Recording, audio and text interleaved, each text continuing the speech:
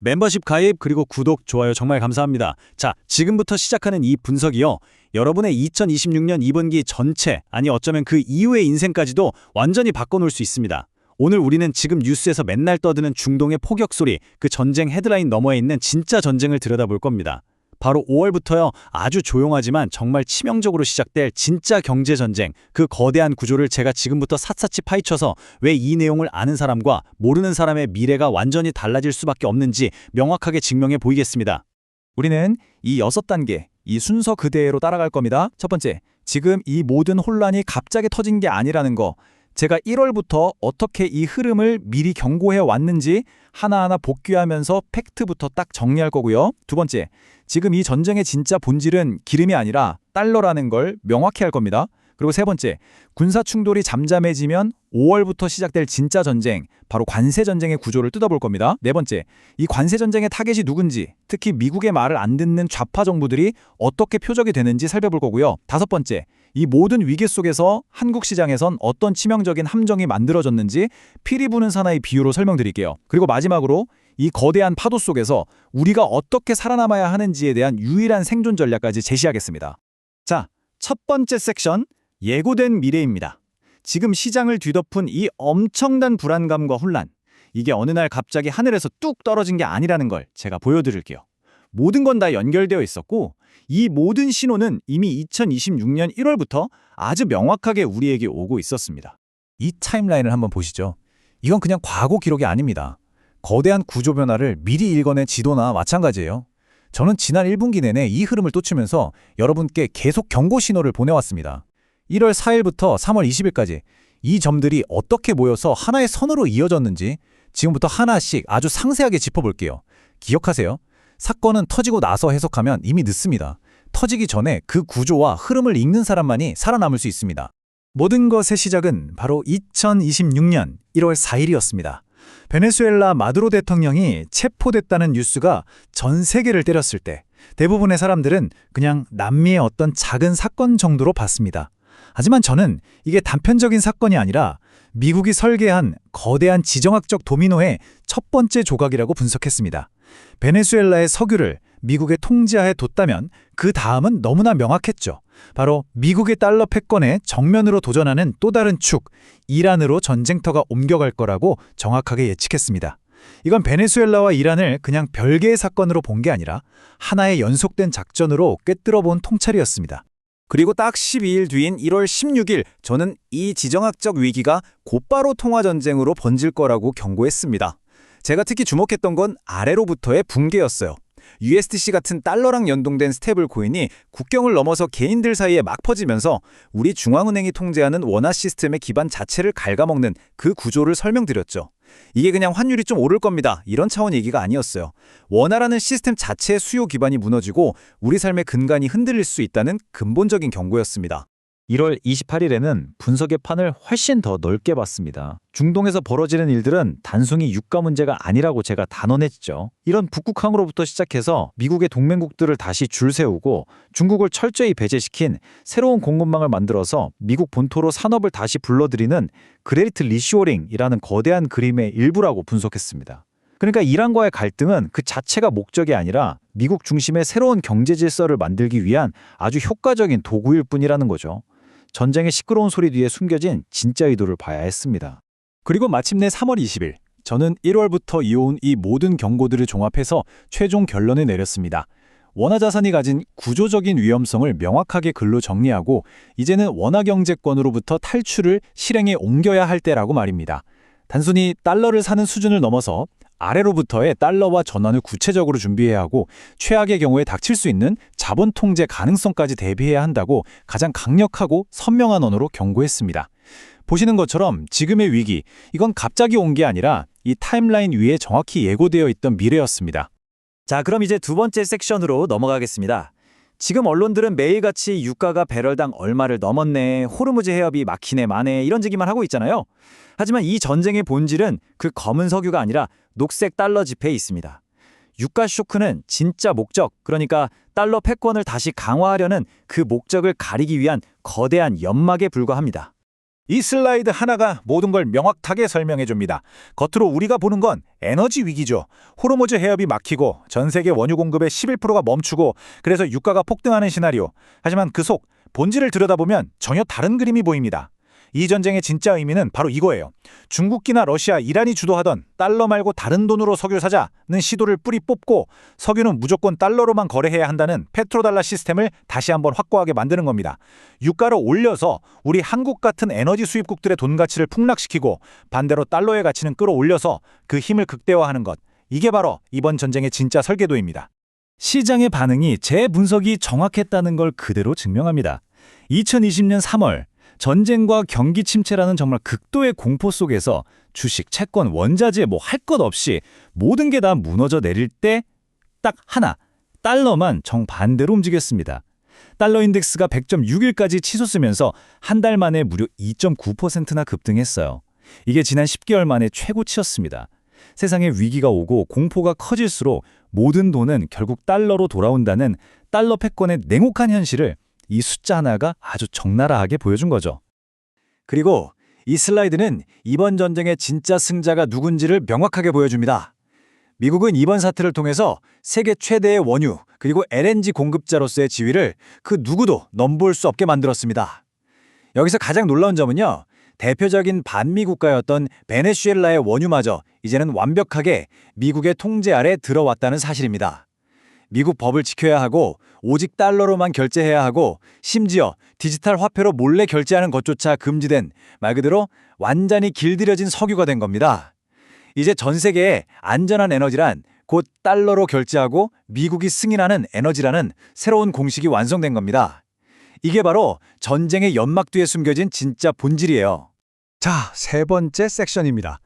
여기가 바로 이번 분석의 가장 중요한 핵심입니다. 이란과의 군사적 충돌이 모든 사람의 시선을 끄는 일막이었다면 이제 5월부터는 미국이 동맹국들을 상대로 조용하지만 훨씬 더 무서운 전쟁을 시작합니다. 바로 이 막, 관세 전쟁의 막이 열리는 겁니다. 트럼프 행정부의 움직임은 정말 기민하고 치밀했습니다. 이 흐름을 한번 보세요.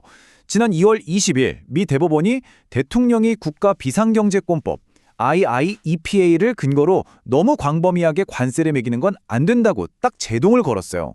가장 강력했던 무기가 막힌 거죠. 하지만 트럼프는 물러서지 않고 바로 플랜 B를 가동했습니다. 먼저 무역법 122조라는 카드를 꺼내서 150일짜리 10% 임시관세를 부과하면서 시간을 벌었어요.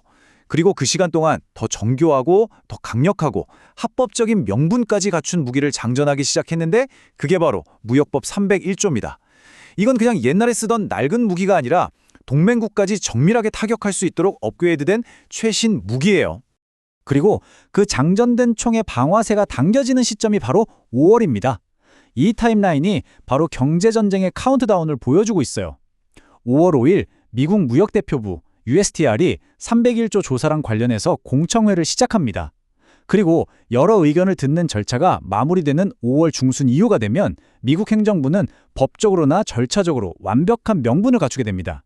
이게 무슨 뜻이냐면 미국이 언제든 어떤 동맹국을 향해서든 관세 폭탄을 터뜨릴 수 있는 발사 준비 완료 상태가 된다는 겁니다. 5월은 단순한 가정의 달이 아니라 경제전쟁의 달이 될 겁니다.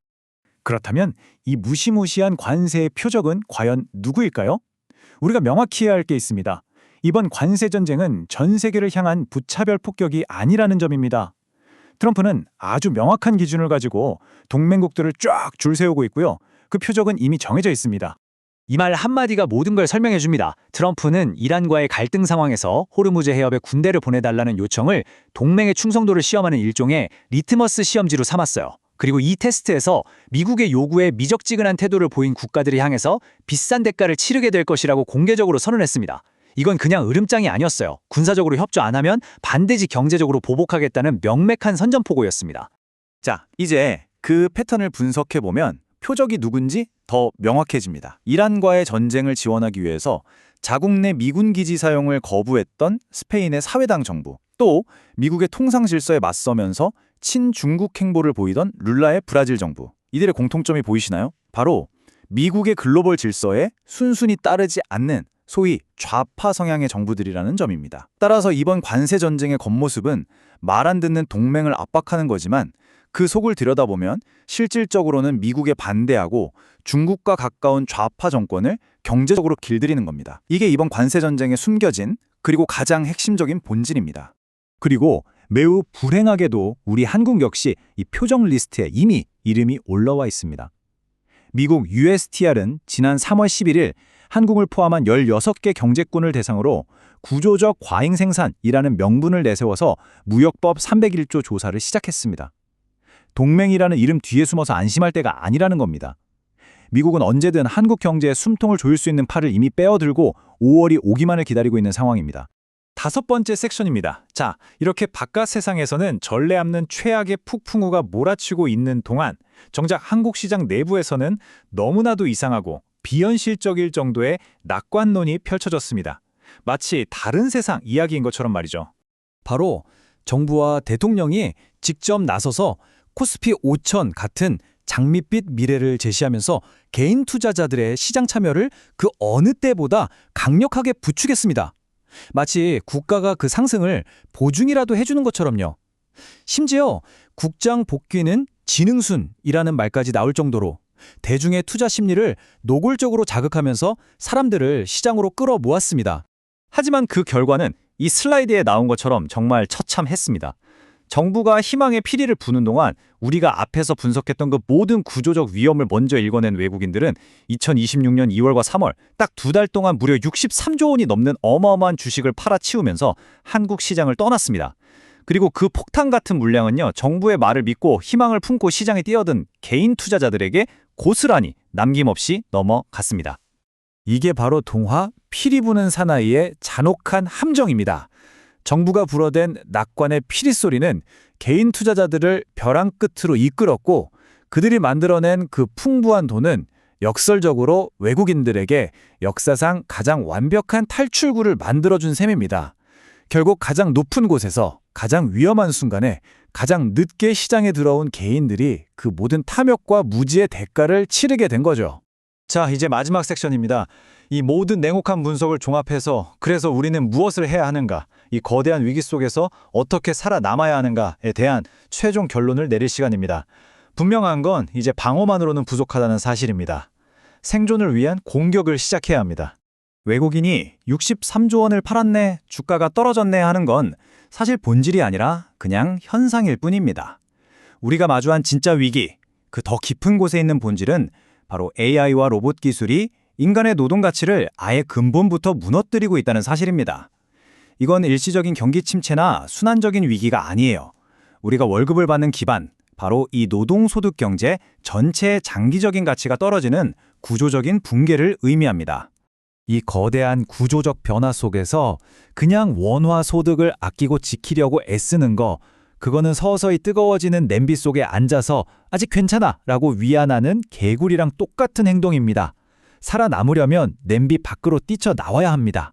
즉, 단순히 달러를 사서 갖고 있는 걸 넘어서 앞으로 계속해서 달러를 벌어들일 수 있는 나만의 현금 흐름 구조를 만들어야만 합니다.